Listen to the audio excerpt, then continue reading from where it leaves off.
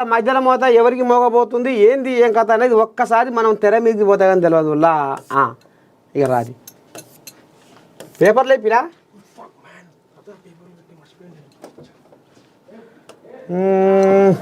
కోజాగా జర్ర ఇలా కీళ్ళు తప్పిన వ్యవహారం చేసింది పేపర్లు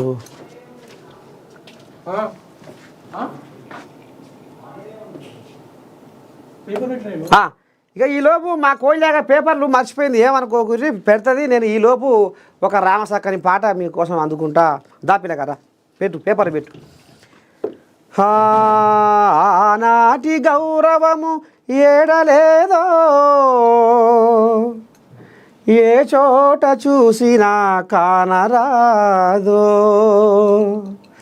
తల్లిదండ్రే దేవుళ్ళు తల్లిదండ్రే గురువులని తలచి పెద్దలు నాడే తత్వాలు చెప్పారు కొడుకులు పుడితే కొండంత పండుగ వారు పెడదారి నడవంగ ప్రేమంత దండుగా కన్నవారిని చూసి కక్ష సాధిస్తుండ్రు అన్నదమ్ముళ్ళంటే ఆవేశపడుతుండ్రు పెళ్లి చెయ్యక ముందే తల్లిదండ్రులంటుండ్రు పెళ్ళైన తరువాత తరలిపోతుంటారు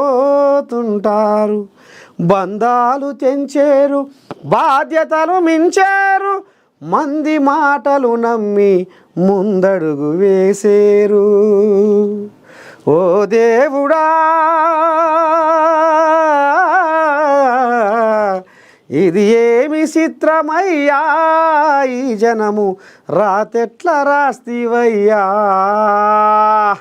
లోకం మీద జరుగుతున్న కథ ఇది ఇక మరి సురువు చేసుకుందాము ముందుగాల మహాపత్రిక ఏముందయ్యా మహాపత్రికలా ఏమున్నది అలా పెద్ద ఆయమన్న వార్త అంటే కామారెడ్డి డిక్లరేషన్ కానే కాదు ఎవరు బండి కోల్యాగా అంటుంది ఏమంటుంది ముస్లిం రిజర్వేషన్ల కోసమే కాంగ్రెస్ ఢిల్లీ ధర్నా బీసీ ముసుగులో ముస్లింలకు 100% రిజర్వేషన్లు ఇచ్చే కుట్ర ఉమ్మడి ఏపీలో 48 ఏళ్ల కాంగ్రెస్ పాలనలో ఒక్క బీసీనైనా సీఎం చేసిర్రా కేంద్ర మంత్రి బండి సంజయ్ సంచలన వ్యాఖ్యలు మొత్తానికి బండి కోల్యాగా ఏమంటుందయ్యా అంటే కామారెడ్డి డిక్లరేషన్ కానే కాదు అది ముమ్మాటికి ముస్లిం డిక్లరేషన్ అనేది ఇప్పుడు ఈ కోల్యాగా లెంకలు కొడుతుంది ఇక నువ్వు 42% రిజర్వేషన్లు బీసీలకు ఇస్తావా లేకపోతే గద్దె దిగుతావా అని ఇప్పుడు రేవంతయ్య కంకణం కట్టుకొని ఇక ఎమ్మెల్యేలా కార్పొరేషన్ చైర్మన్లా మహిళా నాయకుల ఎంపీలా మినిస్టర్లా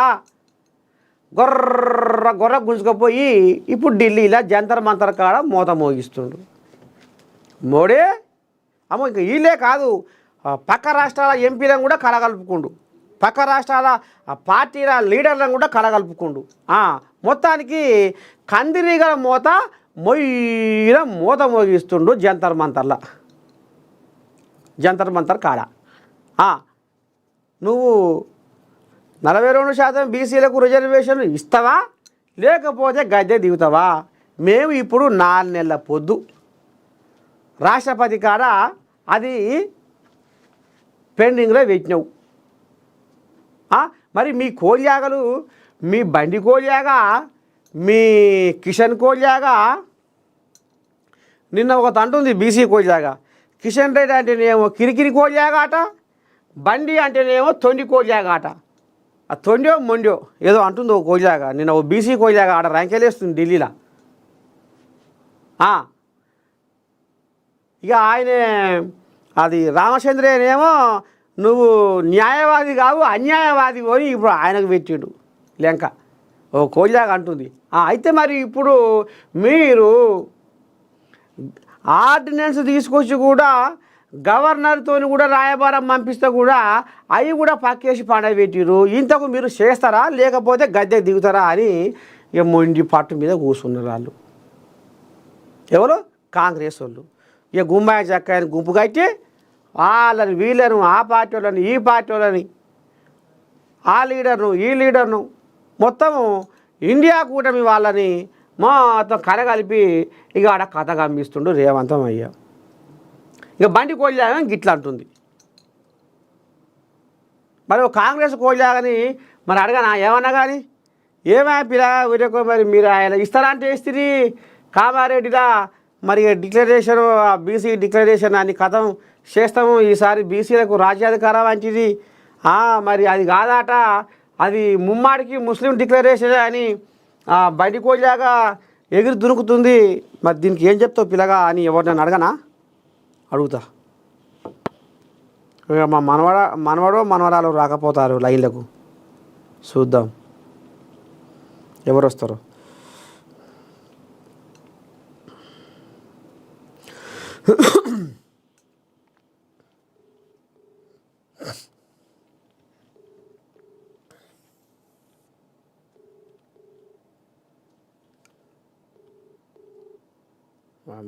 ఇంతవరకు లేవనట్టుందిగా ఇంకా.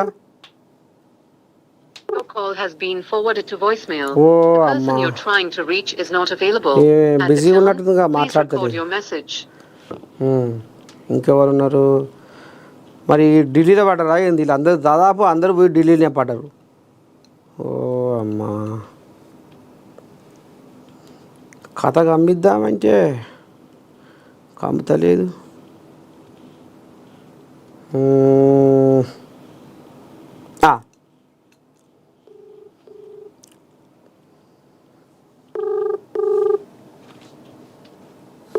కాంగ్రెస్ పార్టీ మహిళా నాయకురాలు జ్యోతిరెడ్డి. హలో తల్లి శనార్థి జ్యోతిరెడ్డి మేడం మాట్లాడేది. బాగున్నా తల్లి. ఏం లేదు ఇప్పుడు నువ్వు ఇప్పుడే లేచినట్టున్నావుగా మార్నింగ్ న్యూస్ లైవ్లో ఉన్నావు. చెప్పండి. అయితే ఇప్పుడు కాంగ్రెస్ వాళ్ళు ఇప్పుడు ఢిల్లీలో కథ కమ్మిస్తురుగా బీసీ రిజర్వేషన్ల కోసం ధర్నా. ఓ అమ్మా ఢిల్లీలో ఉన్నావా? ఢిల్లీలో ఉన్నా, నేను నా ప్రోగ్రామ్ కి వచ్చిన. అట్టనా? నన్ను పిలుచుకపోయినా నేను కూడా వద్దు కానమ్మా. మరి నువ్వు చెప్పలేదు నువ్వు వస్తావో రావో అని. ఇక మరి నాకు టికెట్ ఎవరు కట్టాలి? నా ముసలు ఇరిగే తిప్పట్లాడుతుంది. ఇక నాకు టికెట్ పెట్టుకొని వచ్చేంత సోయిలో ఉన్నా నేను. పెట్టేదాన్ని కదా నువ్వు వస్తానంటే. నేను చాలా మందిని తీసుకొచ్చిన. అయ్యో అట్టనా? విమానంలో పోయిర్రా ఇలా రైల్లోనా? విమానంలోనే పోయినా. అమ్మా నేను వద్దుగా తల్లి. అయ్యో సరే చాలా పనులు ఉంటాయి కదా మొత్తం అని ఇంకా నేను చెప్తా. అవు మరి ఇప్పుడు ఏం లేదు బీజేపీ కోయాగా బండి సంజయ్ ఏమంటుండంటే అది వీళ్ళు జంతర్ మంతర్ కాడ కాంగ్రెస్ వాళ్ళు ధర్నా చేస్తున్నారు కానీ అదంతా నాటకము బూటకము దొంగ డ్రామా. కామారెడ్డి డిక్లరేషన్ కానే కాదు, అది ముమ్మాడికి ముస్లిం డిక్లరేషనే. ఈ ఢిల్లీలో కాంగ్రెస్ ఢిల్లీ ధర్నా జంతర్ మంతర్ కాడ ధర్నా వీళ్ళు ఇదంతా డ్రామానే అనేది ఇప్పుడు బండి అనుకొస్తుంది. మరి ఆయనకి ఏం చెప్తావు తల్లి? ఇప్పుడు నిన్న మా సీఎం గారు రేవంత్ రెడ్డి గారు ఏం చెప్పారు? నాటకాలు గీటకాలు వేసేది మేం కాదు, మేము బర్రాబర్ చెప్తున్నాము. బీసీ మేము ఇస్తున్నాం, మేము మద్దతు ఇస్తున్నాము, ఇచ్చేది సెంట్రల్ గవర్నమెంటే ఇమ్మని చెప్పారు. వాళ్ళ చేత కాక ముస్లిమ్స్ ఉన్నారు, మైనారిటీస్ కూడా కలుపుతున్నారు అని అవన్నీ మాట్లాడడం అనేది ఎంతవరకు కరెక్ట్? డ్రామాలు వేయడం ఎవరికి అలవాటు? వాళ్ళకి అలవాటు. బండి సంజయ్ గారికి కానీ అన్న మన డైరెక్ట్ మోడీ గారినే అన్నాడు రేవంత్ రెడ్డి గారు, మీరు చెయ్యలేక డ్రామాలు ఆడుతున్నారు కానీ చేసే ఇది లేదని చెప్పి. చెయ్యమనండి, చెయ్యండి. మైనారిటీస్ ఉన్నారా లేరా ఇవన్నీ ఎందుకు? బీసీలు అయితే ఎంత పర్సంటేజ్ ఉంది? తెలంగాణలో 60-65% బీసీలు ఉంది ఫస్ట్ నుంచి. మరి బీసీలకి ఎందుకు వీళ్ళు డ్రామా ఆడారు? ఎవరికి డ్రామాలు అలవాటు? బీజేపీకి డ్రామాలు అలవాటు కాబట్టి వాళ్ళకి అట్లాగా అది అలవాటు అయిపోయింది. అట్లా అంతే మరి. ఇప్పుడు ఈ కోళ్ళగా ఇంకో మాట కూడా ఎల్లబోసుకుంటుంది, మొత్తం కక్కుతుంది కషాయం అంతా. ఉమ్మడి ఏపీలో 48 ఏళ్ళ కాంగ్రెస్ పాలనలో ఒక్క బీసీనైనా సీఎం చేశారా అనేది కూడా అంటుంది కేంద్ర మంత్రి బండి సంజయ్. ఒక్క బీసీనైనా ఉమ్మడి ఏపీలో అప్పుడు తెలంగాణ ఏపీ రెండు కలిసి సంసారం చేసేటప్పుడు 48 ఏళ్ళ కాంగ్రెస్ పాలనలో మీ కాంగ్రెస్ పాలనలో 48 ఏళ్ళ కాంగ్రెస్ పాలనలో ఒక్క బీసీనైనా సీఎం చేసిర్రా అనేది. అంటే మీకు బీసీల మీద ఏ పాటి ప్రేమ ఉంది, మీరు ఇప్పుడు ఏదో జంతర్ మంతర్ దగ్గర డ్రామానే నడిపిస్తున్నారు అనే కాడికి తీసుకొస్తుంది కథ. అవును తాత, అట్లాగంటే ఇప్పుడు వీళ్ళు ఇన్ని సంవత్సరాల నుంచి వీళ్ళు ఏం చేశారు? బీసీ అని మోడీ గారు కూడా నేను బీసీ వాళ్ళకి పెద్దపీట వేస్తాను, బీసీ వాళ్ళకి ఇది చేస్తాను అని అంటే, ఇప్పుడు మాది చూసుకుంటే రేవంత్ రెడ్డి గారు సీఎం, మన ఎవరు మన పిసిసి ఎవరు బీసీ. నిన్న మొత్తం రెడ్డిలే వచ్చి ఉత్తమ్ కుమార్ రెడ్డి గాని ఇంకొక పొంగిరెడ్డి సుధాకర్ రెడ్డి గాని అందరూ రెడ్డిసే వచ్చి మేము బీసీకి వాయిస్ చెప్తా మేము మద్దతు ఇస్తున్నాము, వాయిస్ చెప్తా మేము మద్దతు ఇస్తున్నాం చెయ్యమనే కదా చెప్పారు. అన్ని ఈక్వేషన్ లో అన్ని కుదరవు కదా. మరి అట్లా అంటే మీరు ఎప్పుడు చూసుకున్నా మీరు ఏదైతే అన్నారో ఉమ్మడి ఆంధ్రాలో సీఎం మీరు రెడ్డికి ఇస్తే పిసిసి అధ్యక్షుడు బీసీకే ఇచ్చారు. బి శ్రీనివాస్ గారు చూసుకోండి, బొత్స సత్యనారాయణ చూసుకోండి. మరి అక్కడ మేము ఇద్దరికి సరి సమానంగానే చేశాం కదా. మరి వీళ్ళు ఎక్కడ చేశారు? మొన్నేమో కిషన్ రెడ్డి గారికి ఇచ్చారు, ఇప్పుడేమో రామచంద్రరావుకి ఇచ్చారు. మరి బీసీకి ఎందుకు ఇవ్వలేదు? మరి వీళ్ళు క్వశ్చన్ చేసుకుంటే మేము కేంద్ర క్యాబినెట్ లో కూడా 27 మంది బీసీలకు మేము పదవులు ఇచ్చిన అంటున్నారు. అంటే బీసీల మీద మాకున్న ప్రేమ ఏ పార్టీకి లేదు అంటున్నారు. మా నాయకుడు రాహుల్ గాంధీ గారు సంగతి అందరికీ తెలిసిందే. ఆయన ఫస్ట్ ప్రపోజల్ బీసీది తీసుకొచ్చారు. ఆ బీసీది తీసుకొచ్చిన దాంట్లో రేవంత్ రెడ్డి గారు దాన్ని ముందుకు నడిపించి కులగణీకరణలోని బీసీలకు పెద్దపీట వేయడానికి ఇంత సక్సెస్ చేశారు. ఇప్పుడు ఇది ఏంటంటే వీళ్ళ బాధ తాత, ఇప్పుడు దీనికి చేసేసారు అనుకో తెలంగాణకి, ఇంకా మిగతా రాష్ట్రాలు కూడా మొత్తం వస్తారు కదా. నిన్న మీరు జంతర్ మంతర్ లో చూసుకుంటే అన్ని రాష్ట్రాల ఎంపీలు వచ్చారు. అంతేనా? యాపాటి వచ్చారు మంది మొత్తం చాలా మంది వచ్చారు. కనుమలే గారు వచ్చారు, మణిపూర్ వచ్చారు, ఇంకా చాలా రాష్ట్రాల నుంచి వచ్చారు. అమ్మా మద్దతు వాళ్ళు వచ్చి ఒక్కొక్కరు 15-20 నిమిషాలు మాట్లాడిపోయిండ్రు. ఎంతమంది వచ్చి మద్దతు తెలిపారు. వీళ్ళకి ఇక్కడ స్టార్ట్ అయింది ప్రాబ్లము. ఏదో ఒకటి వేరే వేరే విషయాలు ఇది మాట్లాడుతున్నారనమాట.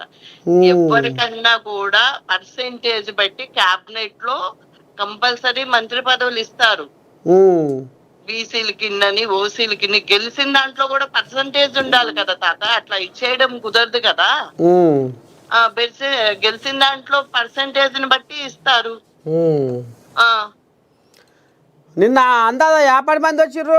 ఇప్పుడు మన తెలంగాణకి వెళ్ళి ఎంతమంది పోయిర్రు, పక్క రాష్ట్రాలకు వెళ్ళి ఎంతమంది ఎంపీలు ఎమ్మెల్యేలు వచ్చిర్రు? తాత నేను ఫ్లైట్ లో మొన్న పొద్దున్న ఫ్లైట్ లో బయలుదేరితే ఫ్లైట్ లో 250 మంది 300 మంది ఉంటే మొత్తము పొలిటికల్ లీడర్సే. అయ్యా నాకు ఎంత మంచిగా అనిపించింది అంటే ముచ్చటేసింది నాకు.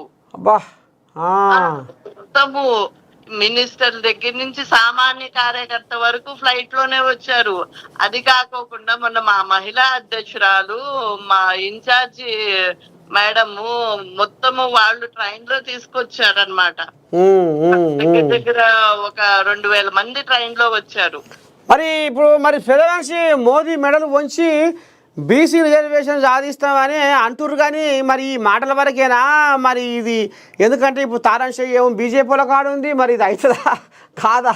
జనాలు ఏమో ఒకటే ఎదురు చూస్తా ఊరు. ఇలా పంచారు పాడువాడ ఒకరి మీద ఒకరు బీసీలను కొట్లాడుతురు. కానీ ఊర్లు మొత్తం వన్య తప్పి చిన్నపోయినాయి. పల్లెటూర్లు దరిద్రం కొట్లాడుతుంది. ఇప్పుడు 2 ఏళ్ళ పొద్దు సంది సర్పంచ్ ఎలక్షన్లు కాక సర్పంచ్ లేక ఆ ఊరే గత్తర గత్తర గాయ గత్తర అవుతుందని ఇప్పుడు జనాలు అంటారు తల్లి. మరి ఇప్పుడు రాంగ పోంగ ఇది అయ్యేనా ఉత్తదేనా?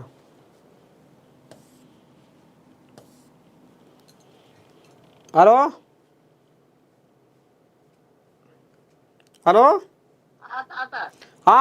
ఇప్పుడు నువ్వు పొద్దున్నే ఎందుకు ఫోన్ చేసినావు? నువ్వు ఢిల్లీలో వాళ్ళకి గాబరా గాబరా మొదలైంది. నిన్న 20,000 మంది వచ్చారు మాకు ఇక్కడ. 20,000 మందితో జంతర్ మంతర్ లో బ్రహ్మాండంగా సక్సెస్ అయ్యింది.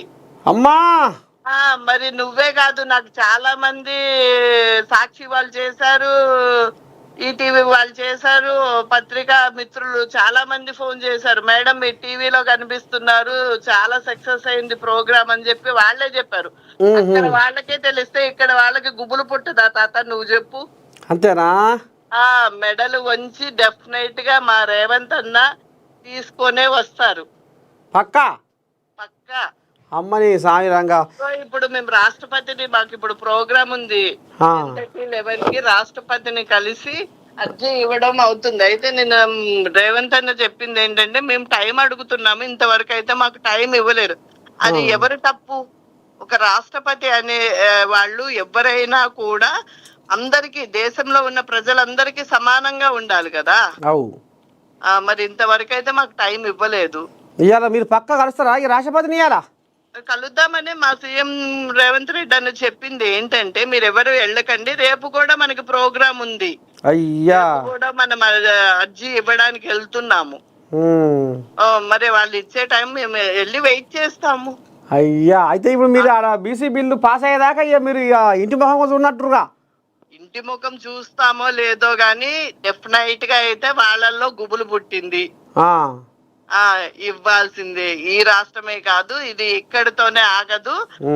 మా రాహుల్ గాంధీ గారు, మా నాయకుడు రాహుల్ గాంధీ గారు దేశం అంతటా ఇదొక సంచలనం తీసుకొస్తారు. నువ్వు చూడు. అదే అదే ఇప్పుడు జనం కూడా, ఎందుకంటే జనాలు కూడా ఇప్పుడు జనాలకు ఏమవుతుందంటే, అరే ఇప్పుడు బీజేపీ వాళ్ళు బీసీల ధర్నా అంటుర్రు, ఇటు బీఆర్ఎస్ వాళ్ళు ఇక్కడ బీసీల ధర్నా అంటుర్రు, ఇక్కడ కవితమ్మ ఏర్పాటు సంవత్సరమై ఈమె బీసీల ధర్నా అంటుంది, కాంగ్రెస్ వాళ్ళు ఢిల్లీలో ఎంతమంది కూడా బీసీల ధర్నా అంటుర్రు. ఈ ఏంది గతరా, ఏంది గాయి ఇప్పుడు తాడో పేడో ఏదో ఒకటి తేలాలి మాకు. ఇప్పుడు సర్పంచ్ ఎలక్షన్లు కావాలి, మా ఊర్లు బాగుపడాలని ఇప్పుడు ఊళ్ళో అంతా కంకణ కట్టుకుంటాలి. జర మీరు ఆయన పొయ్యి కూడా పెట్టి ఉడక తిని ఇది తాడో పేడో తేల్చుకొని రావాలని ఇంకా మరి కోరుకుంటున్నాం. అలాగే తాత, డెఫినెట్ గా. ఎందుకంటే అందరికి సంసారాలు ఉంటాయి, పోతాం మళ్ళీ వస్తాం. ఏముంది, మొన్న 20 రోజుల క్రిందటే చేసాము, అప్పటికే వాళ్ళకి స్టార్ట్ అయింది. వేడిలో వేడని మళ్ళీ వచ్చాం, మళ్ళీ చేస్తాము. ఇప్పుడు ఆడ కూడా మాకు పిల్లలు ఉంటారు, కథలు ఉంటాయి కదా. సంసారం మళ్ళీ చూసుకొని మళ్ళీ వస్తాము. 15 రోజులు 20 రోజులు మళ్ళీ వీళ్ళని నిద్రపోనివ్వకుండా చేయటమే మా లక్ష్యం. అంతేనా? అంతే మరి. సరే, ఇక మొత్తానికి కాంగ్రెస్ పార్టీ నాయకురాలు జ్యోతిరెడ్డికి ఈ రకంగా ఆంబాయ వెళ్ళబోసుకుని ఎంతవరకైనా తాడో పేడో తేల్చుకొని వస్తాం అన్నట్టుగా మాట్లాడుతుంది. ఉంటే తల్లి శనార్థి ఇక గీ కథ. ఇక మరి రేవంత్ ఏమంటుండు, బిల్లును ఆమోదించే వరకు మా పోరాటం ఆగదు, మా డిమాండ్ను ఆమోదిస్తారా, మిమ్మల్ని గద్దెదించాలా, మీరు బీసీలకు 42% రిజర్వేషన్లు ఇస్తారా లేకపోతే గద్దె దిగుతారా అనేది ఇప్పుడు సూటి పెట్టిండు. ఇట్లా జంతర్ మంతర్ వేదికగా మోదీ ఎన్డీఏకు సవాలు విసురుతున్నా, రాహుల్ గాంధీని ప్రధాని చేసి రిజర్వేషన్లు సాధించుకుంటాం, బీసీలకు రిజర్వేషన్లు ఇస్తామంటే గుజరాత్ వారికి కడుపు మంట ఎందుకు, మా ఆలోచనలు బిల్లులను తుంగలో తొక్కే అధికారం మీకు ఎవరిచ్చారు, జంతర్ మంతర్ బీసీ ధర్నాలో సీఎం రేవంత్ రెడ్డి సంచలన వ్యాఖ్యలు, రిజర్వేషన్ల కోసం కదం దొక్కిన రాష్ట్ర నేతలు, సంఘీభావం తెలిపిన వివిధ పార్టీలు, వంచితులు పీడితుల తరపున రేవంత్ పోరాటం, రేవంత్ రెడ్డి పేరు చిరస్థాయిగా నిలిచిపోతుంది, ఎన్సీపీ ఎంపీ సుప్రియా సూలే. అదే ఇప్పుడు జ్యోతిరెడ్డి మేడం అన్నట్టు ఇక ఢిల్లీలో ఇప్పుడు పక్క రాష్ట్రాల ఎంపీలు కూడా సంఘీభావం తెలిపి ఈ రకంగా మోదీని ముక్కు పట్టి వరం అడుగుతుర్రులా. చూడాలి మరి ఈ కథ ఎందాక పోతుంది, ఎప్పుడవుతుంది, ఏంది ఏం కథ అనేది ఇక చూద్దాం. ఇక హరీశం కోయిలాగా వచ్చింది, ఇది అదే ముంగటేసుకుంది.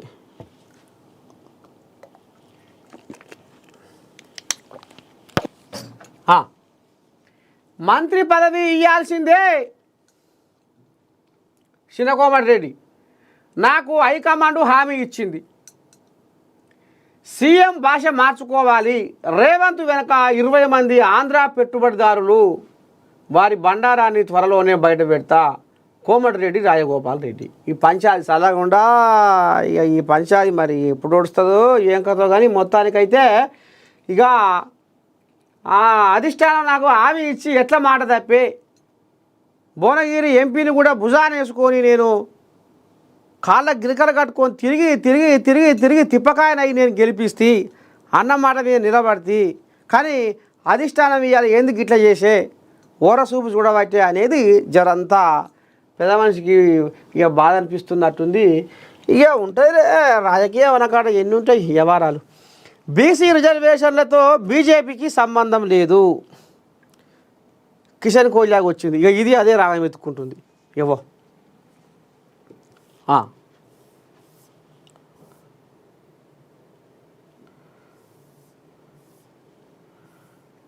ఇదేది గీ కోయిలాగా నడుచుకుందాం. గీ కోయిలాగా నిన్న ఫోన్ కాల్ కూడా ఏదో లీక్ అయ్యి మొత్తం మోతం అవుతుంది సోషల్ మీడియాలో. ప్రతిపక్షంగా విఫలమైన బీఆర్ఎస్ మాజీ ఎమ్మెల్యే బాలరాజు సంచలన వ్యాఖ్యలు. బీఆర్ఎస్ను వీడిన మాజీ ఎమ్మెల్యే గువ్వల బాలరాజు ఆ పార్టీపై సంచలన వ్యాఖ్యలు చేశారు. బుధవారం నాగర్ కర్నూలులో విలేకరులతో మాట్లాడుతూ అసమర్థ నాయకత్వం కుట్రలు చేసి తనను ఓడించిందంటూ బీఆర్ఎస్పై మండిపడ్డారు. అన్యాయాన్ని ఎదిరించే పాత్రను ప్రతిపక్షం బీఆర్ఎస్ పోషించడం లేదన్నారు. కార్యకర్తలకు కష్టకాలంలో పార్టీ అధినాయకత్వం అండగా ఉండాలని అభిప్రాయపడ్డారు. ప్రజలు ఏమి ఆశిస్తున్నారో అది చేయకుండా అధికార ప్రతిపక్ష పార్టీలు మాటల యుద్ధం చేసుకుంటున్నాయని ఆయన ఆగ్రహం వ్యక్తం చేశారు. మోయినాబాదు ఫామ్ హౌస్లో గువ్వల బాలరాజు 100 కోట్లకు అమ్ముడు పోలేదని స్పష్టం చేశారు. గువ్వల బాలరాజు అంటేనే ఒక సెన్సేషన్. జీబీఆర్ ఉన్నట్టుగా మాట్లాడకూడదంటే ఒప్పుకోండి అంటూ తన అభిప్రాయాన్ని ఈ సందర్భంగా కుండబద్దలు కొట్టారు. గతంలో బీఆర్ఎస్ పార్టీ అధినేత కేసీఆర్ ఏం ఆదేశిస్తే అదే తాను చేశానని చెప్పుకొచ్చారు. పేదరిక నిర్మూలన, ప్రజల పక్షమే తన పంతమన్నారు. తనకు బీజేపీ, కాంగ్రెసు పార్టీల అధినాయకత్వం నుంచి పిలుపు వచ్చింది, కానీ తన వాయిసు ప్రజల పక్షాన బతికి ఉండాలంటే స్వేచ్ఛ ఉన్న పార్టీ తనకు కావాలని పేర్కొన్నారు. తొందరలో తన దారి ఏమిటో నిర్ణయిస్తానని స్పష్టం చేశారు. మొత్తానికి ఈ కోయిలాగా బీజేపీ కోయిలాగాతోటి రాసుకొని పూసుకొని తిరుగుతుంది అనేది ఇప్పుడు సోషల్ మీడియా కూడా కోడై కూస్తుంది. ఇప్పుడు ప్రతిపక్షంగా విఫలమైన బీఆర్ఎస్ మరి నిజమేనా? పెద్ద మనిషికి ఇప్పుడు 2 ఏళ్లకు కొద్దిగంతా సెగదలిగి ఏదో ఒకటి చెయ్యాలి లేకపోతే ఇక ఏదో అవుతట్టుంది, ఇక నేను బాయికాడికి వెళ్ళి పట్టణంలో అండబెట్టాలి, ఈ బాయికాడ ఉంటే ఇక అంతా వచ్చిరాని వ్యవహారం అవుతుంది, కలిసిరాని వ్యవహారం అవుతుంది, ఎవరికి ఏం చెప్పలేకపోతున్నా, ఎవరు నా కాడికి వచ్చి ఏం చెప్పలేకపోతుర్రు, ఇక పట్టణంలో అండబెడతా అనేది ఇప్పుడు పెద్ద మనిషి ఇక మరి పట్టణానికి సిద్ధమవుతుండట. మరి ఏంది ఒక్కసారి బీఆర్ఎస్ కోయిలాగా లైన్లో తీసుకుంటే గట్టు రామచంద్రరావు లైన్లో తీసుకుందాము. ఈ కోయిలాగా ఏమంటుందో చూద్దాం. బీఆర్ఎస్ పార్టీ సీనియర్ నాయకుడు గట్టు రామచంద్రరావు.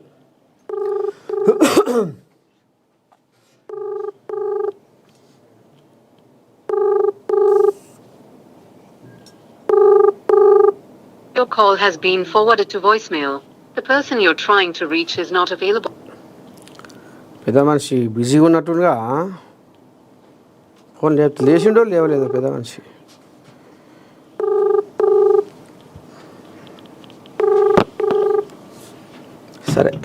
మరి చేస్తాడు చూద్దాం ఈలోపు ఇది కథ. ఈ కోయిలాగా ఈ ఆశ వదులుకొని పోయింది. ఈయనతో పాటు ఇంకా పాలమూరులో డీకేఆర్ నమ్మ చక్రం తిప్పుతుంది. ఇంకా బీఆర్ఎస్కి వెళ్ళి ఇంకా 12 మంది ఎమ్మెల్యేలు, మాజీ ఎమ్మెల్యేలు, ఇంకా కొంతమంది లీడర్లు చిన్నగా ఇక మరి కారు దిగిపోయే యాళ్ళ అవుతుంది అనేది కూడా సోషల్ మీడియా కూడా కూస్తుంది. మరి ఈ కథ ఏం జరుగుతుందో ఏం కథ కానీ మొత్తానికైతే ఇక ఆ కోయిలాగే నిజమైన అందులో ఉన్న కోయిలాగే గువ్వ రివ్వున ఎగిరొచ్చి కారులో ఉన్న రోజులు సపోర్ట్ చేయలేదు. ఇక కారు దిగినాక ఆంబాయం వెళ్ళబోసుకుంది. ప్రతిపక్షంగా విఫలమైన బీఆర్ఎస్. అంటే ఇక ఈ కాంగ్రెస్ వాళ్ళు అన్నట్టుగానే ఆ పెద్ద మనిషి అసెంబ్లీకి వస్తలేడు, మాట్లాడతలేడు, సర్కారు నిలదీస్తలేడు. గతంలో ఏం జరిగింది, ఇప్పుడు ఏం చేస్తుర్రు, సలహా సూచన ఏది లేదు, ఎక్కడ లేదు. తమ ఆశయ బాయికాడ మంచిగా రాగాలు తీసుకుంటా జోలపాడ వాడుకుంటా ప్రకృతి ఒడిలో నిద్రపోతున్నాడు. ఇక లేస్తాడట ఇప్పుడు. ఎందుకంటే కోయిలాగలని జారిపోతున్నాయి కదా. ఇక మరి ఊకుంటారా కోయిలాగలు? ఎవరితో వాళ్ళు చూసుకుంటారు.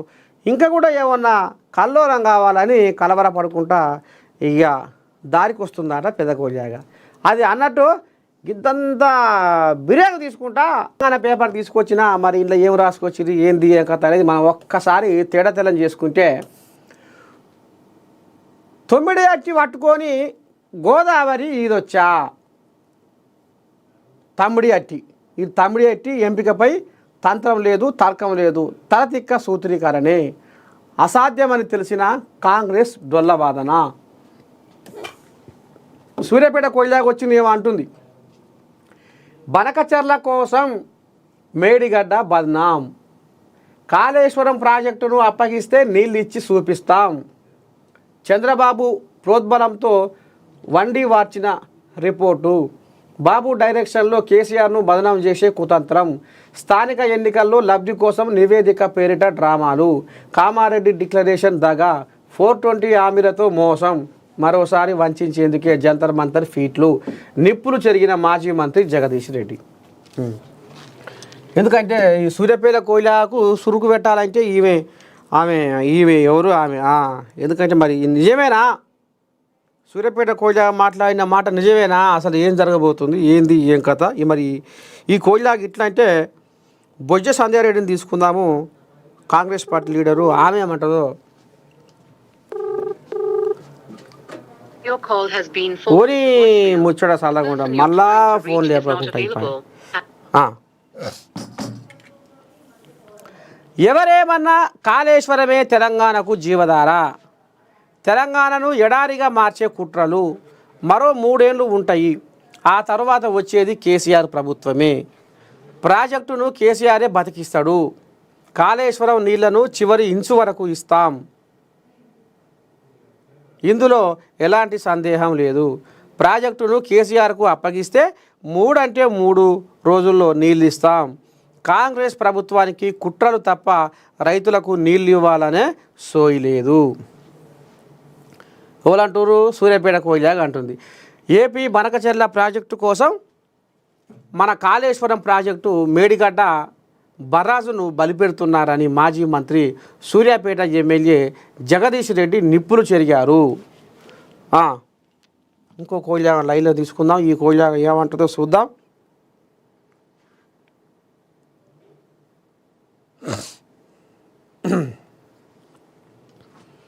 సునీల్ కుమార్, మీరు డైల్ చేసిన నంబర్ సరైనది కాదు. ఇదెక్కడి కథ? మీరు కాల్ చేసిన నంబర్ ప్రస్తుతం పనిచేయడం లేదు. ఓ అమ్మా,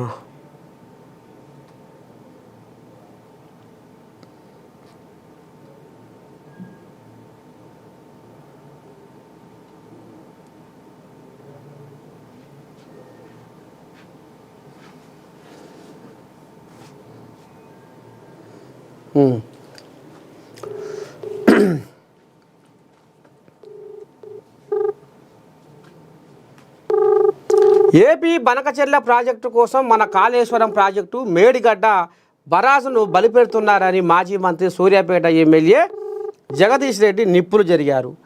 స్థానిక ఎన్నికల్లో లబ్ధి పొందేందుకు కమిషన్ నివేదిక పేరిట కాంగ్రెస్ డ్రామాలకు తెరలేపిందని మండిపడ్డారు.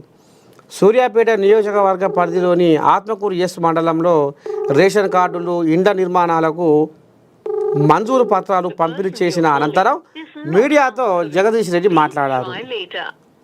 ఈ కోయిలాగా బంజట్టే ఉంది, ఇది లేస్తలేదు ఇంకా.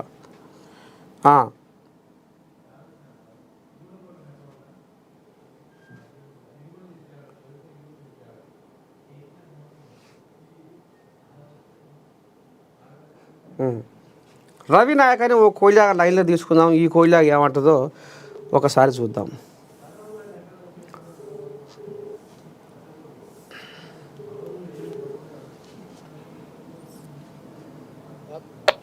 శరార్థి ఓ పిల్లగా శనార్థి తాతో బ్యాంకాక్ లో ఉన్నా. ఓహా అమ్మా ఇగో నువ్వు మార్నింగ్ న్యూస్ లైవ్లో ఉన్నావు, మార్నింగ్ న్యూస్ లైవ్లో ఉన్నావు. ఏమి లేదు తాత, ఈ సూర్యాపేట కోయిలాగా మరి ఇక శంగ ఎగురుతుంది. ఏదో బనకచర్ల కోసం మేడిగడ్డను బదనాం చేస్తున్నారట మీ కాంగ్రెస్ వాళ్ళు. ఇక ఎవరేమన్నా కాళేశ్వరమే తెలంగాణకు జీవధార, తెలంగాణను ఎడారిగా మార్చే కుట్రలు మీరు కాంగ్రెస్ వాళ్ళు చేస్తున్నారట. మళ్ళీ 3 ఏళ్ళల్లో దానికి జీవం పోసి మళ్ళీ ఆ కాళేశ్వరం నీళ్ళతోటి ప్రతి ఎకరాకు నీళ్ళు అందిస్తాము. ఇక రాబోయే రోజుల్లో మా బీఆర్ఎస్ ప్రభుత్వమే, మా కేసీరావయ్య మళ్ళీ ముఖ్యమంత్రి అవుతాడు, రైతులని కడుపులో పెట్టుకొని చూసుకుంటాడు అని మాట్లాడుతుండు. బనకచర్లది ఈ బనకచర్ల కోసం మీరు మేడిగడ్డను బదనాం చేసి కథ ఏదో మళ్ళిస్తున్నట. మరి సూర్యాపేట కోయిలాగా అంటుంది, ఏం చెప్తావు దానికి? అటువంటిది ఏం లేదు తాత. కాళేశ్వరంది మీరు చూసిరు కదా ఎంత అవినీతి జరిగిందో. అందులో పనిచేసే ఇంజనీర్లే 100 కోట్ల రూపాయలు కమిషన్ దోపిర్రు. కాళేశ్వరం కట్టిన 5 సంవత్సరాల్లోనే 2 పియర్లు కుంగిపోయినాయి. అసలు కాళేశ్వరం అనేది అక్కడ ఉన్నది సిస్మిక్ జోన్ లో ఉంది. కాళేశ్వరము అక్కడ కట్టడమే పొరపాటు. ఆల్రెడీ దాని మీద ఎంక్వైరీ కమిషన్ వేసిర్రు, సిపి ఘోష్ కమిషన్ వేసిర్రు. ఘోష్ కమిషన్ కూడా అవినీతి జరిగిందని చెప్పి మొన్న నివేదిక ఇవ్వడం జరిగింది. కాంగ్రెస్ ప్రభుత్వము ఎప్పటి నుంచో కూడా గత 20 సంవత్సరాల నుంచి కూడా అక్కడ ఇంతకుముందు ఇచ్చంపల్లి వేరే ప్రాజెక్టులు కట్టనిగా సిద్ధమై ఉంది కాంగ్రెస్ ప్రభుత్వము.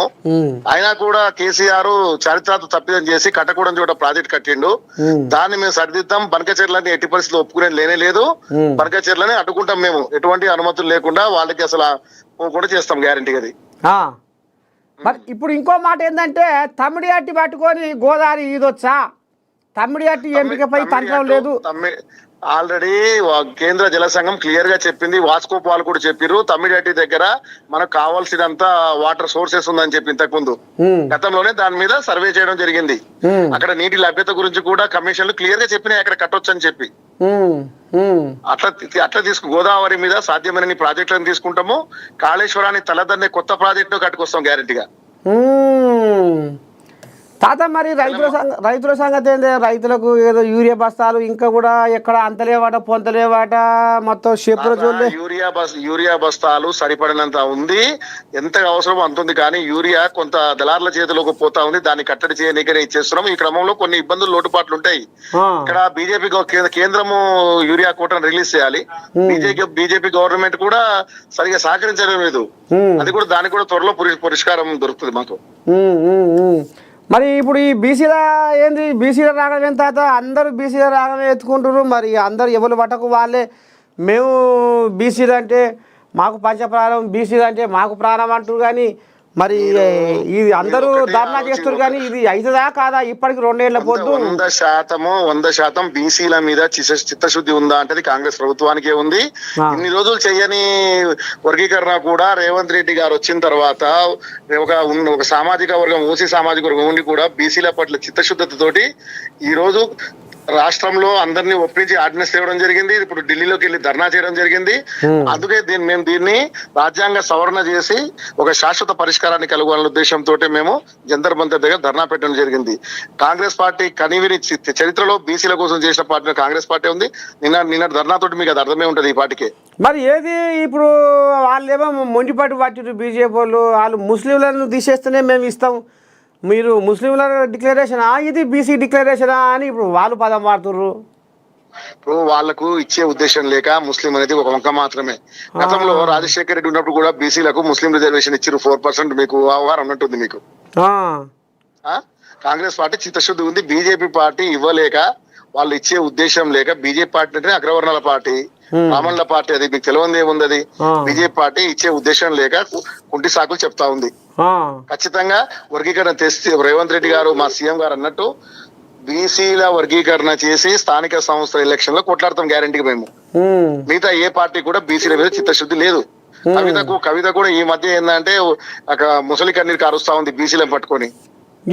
ఎక్కడి బాధ ఎక్కడి గోస, ఆయన బువ్వే తింటలేదట. మొత్తం బీసీలకు న్యాయం జరిగేదాకా, బిల్లు వచ్చేదాకా. అంటే వీళ్ళ ఆలోచన ఏం తాత అంటే, నిజంగా కాంగ్రెస్ పార్టీ బీసీల వర్గీకరణ అయిపోద్దేమో, చేసేస్తుందేమో, అడ్డుకుందామనే కుట్రలో భాగంగా ఇవన్నీ పథకాలు రచిస్తా ఉన్నారు బీజేపీ కానీ టీఆర్ఎస్ పార్టీ కానీ. సరే, మొత్తానికి రవి నాయకు ఈ రకంగా ఆంబాయం వెళ్ళబోసుకుంటూ మీ పదవేదం ఉండే నేను మర్చిపోయిన పిల్లగా ఊరికి మా కోజాలు చెప్పవా ఎట? ఏఐసిసి ఏదో ఉండే నీకు పదవి. నాకేమో నేను AICC Kisan Congress national coordinator. నేను కాన్పూర్ యూపీ కాన్పూర్ ఇన్ఛార్జి. వహంబో గట్టినే ఉంది వ్యవహారం. గట్టినే ఉంది తాత. ఇక గిరి మొత్తానికి రవి నాయకు ఈ రకంగా అంబాయి వెళ్ళబోసుకుంటూ ఉంటా తాత. శనార్థి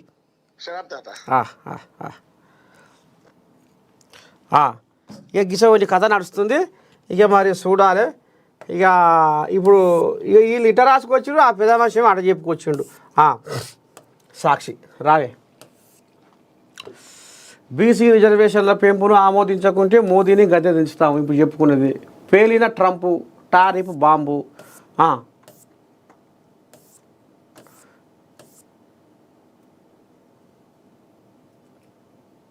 నన్ను క్షమించండి, ఎవరికి చెప్పకుండా రాజీనామా చేశా మాజీ ఎమ్మెల్యే గువ్వల.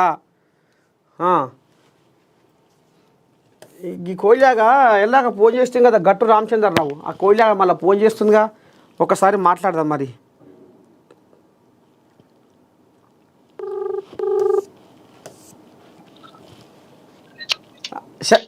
శనార్థి నమస్తేనే పెద్ద మనిషి.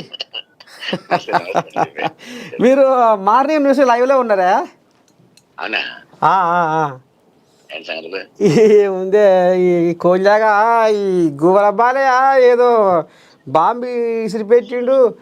అది ఇక ప్రతిపక్షం అనేది ఇక అసలు ఏం చప్పులు లేదు, సరిలేదు, జనాల పక్షాన పోరాడతలేదు. అందుకనే నాకు ఉండబుద్ధి కాకనే కారు దిగినా అంటుంది బాలరాజు కోళ్ళగా. చేసేటి అన్ని పోరాటాలు పెట్టించుకునే కేసులు కావా? అమ్మని సాయి రంగా మరి పోయిండు అంతే తప్ప. పెద్ద మనిషి మొత్తం బాయికానే ఉంటుండట, పట్టించుకుంటలేడట. జనాల సమస్యలు అట్నే పోతున్నాయి, అసెంబ్లీలో పోతే ఏముంది. ఆయనకు సమానమైన కేటీఆర్, హరీష్ రావు రోజు పనిలోనే ఉన్నారు వాళ్ళు. అమ్మని స్వామి రంగా వాళ్ళకి మించిన లీడర్ల కాంగ్రెస్ లీడర్లు. పెద్ద హెల్త్ యాక్టివిటీస్ ఉంటది. సైలెంట్ మనిషి రాజకీయాల్లో సైలెంట్ గా ఉండటం కూడా ఒక రాజకీయ ఎత్తుగానే. అమ్మా అది ఎప్పుడైనా సరే సైలెంట్ గా ఉండటం కూడా ఒక రాజకీయ ఎత్తుగాడు ఎప్పుడైనా చూడు. అని చాణిక్యుడు అప్పుడు ఎప్పుడు ఏం చేయాలో తెలిసిన వ్యక్తి. అబ్బబ్బబ్బబ్బబ్బబ్బబ్బా అమ్మో ఇదా సరికత.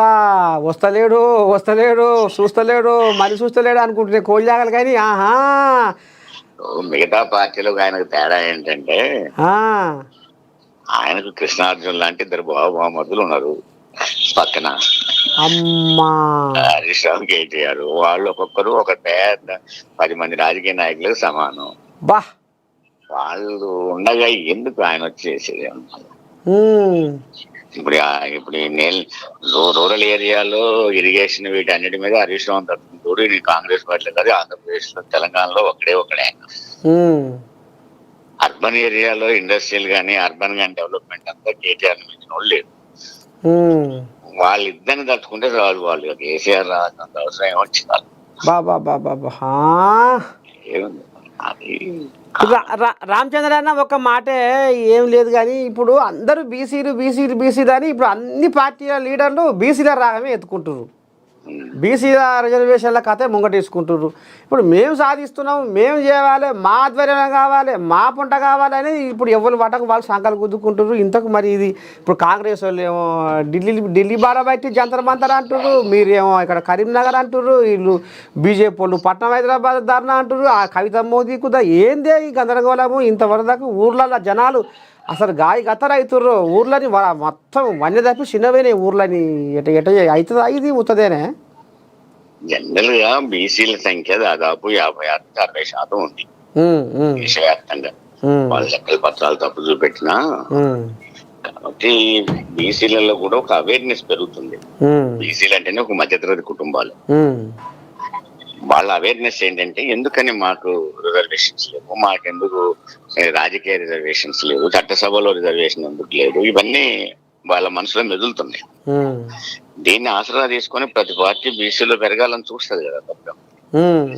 ప్రతి పార్టీలు చూస్తాయి, దీంట్లో ఎవరిని కబ్బట్టాల్సిన అవసరం లేదు. కాబట్టి అధికారంలో ఉన్న పార్టీ నిరంతరం కనిపిన అవకాశాలు ఉంటాయి చేస్తా ఉంటాయి.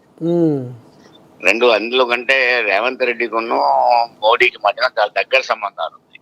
అమ్మా నీకు ఈ రోజు కాకపోయినా రేపు ఖచ్చితంగా బీజేపీలో చేరేవాడు మొత్తం రేవంత్ రెడ్డి. నేను ఇలా చెప్తున్నాను, బాంబు వేస్తున్నావు. నిజమేనే అది, నేను చెప్తున్నా కదా. కాంగ్రెస్ పార్టీ ఆయన ఎల్లకాలం ఉంచదు. ఆయన్ని తీసేసిన తెల్లారే వైఎస్ చంద్రబాబు నాయుడు మోడీ దగ్గర ఉంటాడు ఆయన. కాబట్టి నేను అనేది ఏంటంటే ఆయన పద్ధతిలో బీజేపీకి దగ్గరగా ఉన్నాడు కాబట్టి ఎందుకు బీసీ రిజర్వేషన్ సాధించకూడదు. ఒకటి నిజంగానే అది లేదు అనుకుంటే, నిజంగా నిజాయితీ ఉంటే అన్ని పార్టీలు కూడా మద్దతు ఇస్తున్నప్పుడు ఎవరు వ్యతిరేకించట్లేదు కదా, అన్నిటిని కలుపుకునే పోరాటం చేయొచ్చు కదా. నువ్వే లీడరుగా ఒక ముఖ్యమంత్రి అఖిలపక్షాన్ని తీసుకుపోతూ ఉంటే లీడర్ ముఖ్యమంత్రి అయితే తప్ప పక్కోడు కాదు. తీసుకుపోయి పోరాటం చేయి, అప్పుడు నీ దగ్గర నీ లోపం ఏం లేదని ప్రజలు నమ్ముతారు కదా. ఎందుకని అఖిలపక్షాన్ని తీసుకుపోడు, ఎందుకు కలిసి పోరాటం చేయడు అంటే మీకు లేదా? ఇప్పుడు మీరు తెలంగాణ జనాలు ఓట్లేస్తే మీరు ఎంపీలు కాలేదా? మీకు బీసీలు బాగుపడాలని మీకు మనసులో ఉంటే మీ అంతా మీరే వస్తారు ప్రేమతోటి, అంటే నేను బొట్టు పెడితేనే మీరు వస్తారా అనేది ఇప్పుడు వాళ్ళు అనుకొస్తారు.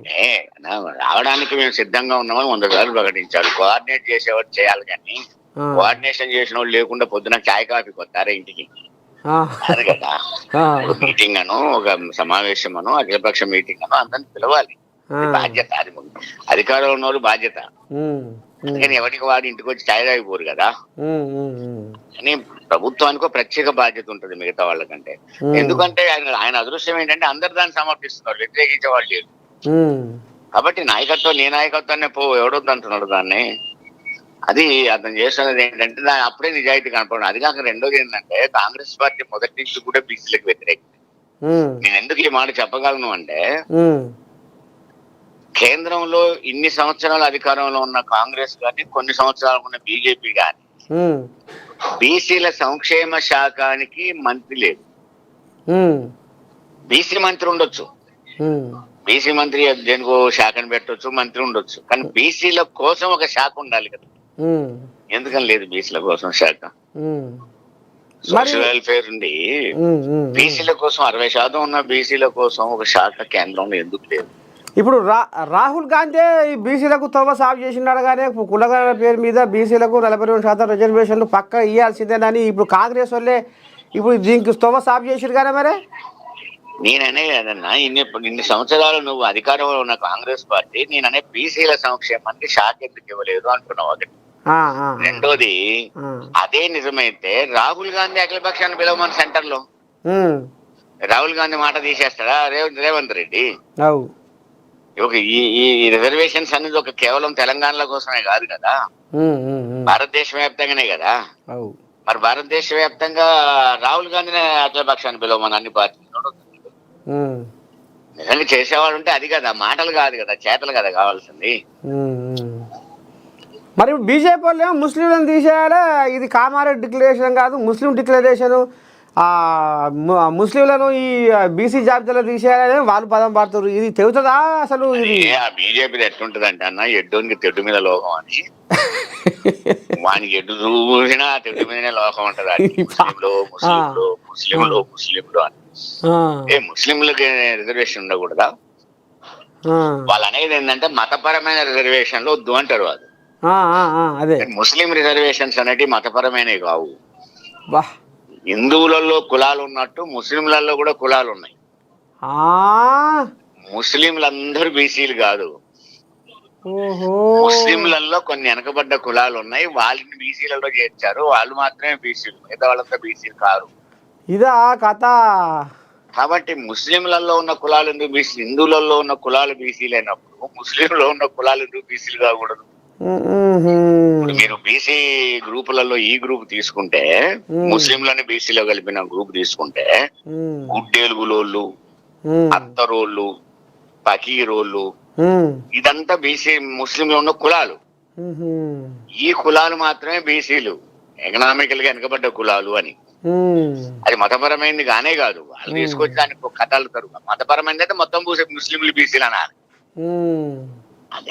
అదొక గోల, దాంతో గోల. దాని పరిస్థితి ఏంటంటే, హైదరాబాద్ లో ఎన్నికలు వెళ్తున్నాయేమో వాళ్ళకి ఇక్కడ అమ్మవారి టెంపుల్ కావాలి, భద్రాచలంలో ఎన్నికలు వస్తున్నాయేమో రామలవారి టెంపుల్ కావాలి, వరంగల్ టెంపుల్ వస్తున్నాయేమో భద్రకాళి టెంపుల్ కావాలి. వానికి రేషన్ కార్డు ఉందా లేదా, వానికి బువ్వకు డబ్బులు ఉన్నాయా లేవా, వానికి పని ఉందా లేదా, ఇవన్నీ వాళ్ళకి అనవసరం. అదొక టైపు రాజకీయం. దాని గురించి పట్టించుకొని మన పొరపాటు చేసుకోవడం కంటే చెప్పలే, అది వాళ్ళ లోకం. అది ఎడ్డోనికి తెడ్డుమే లోకం అన్నట్టు ఊరికి అదే లోకం వాళ్ళకి. నువ్వు ఎన్నిసార్లు చెప్పు ముస్లింలు అంటారు వాళ్ళు, అదే అంటారు. కానీ వాళ్ళది అదొక టైపు కదా రాజకీయాలు. మతాన్ని రెచ్చగొట్టి కానీ ఉపరితల రాజకీయాలు అంటారు. సరే అన్న, మొత్తానికి బీఆర్ఎస్ పార్టీ సీనియర్ నాయకుడు గట్టు రామచంద్రరావు మరి ఈ రకంగా ఇవాళ మనకు ఎంతో ఆంబాయం వెళ్ళబోసుకుంటూ. శనార్థి అన్న, నమస్తే. శనార్థి.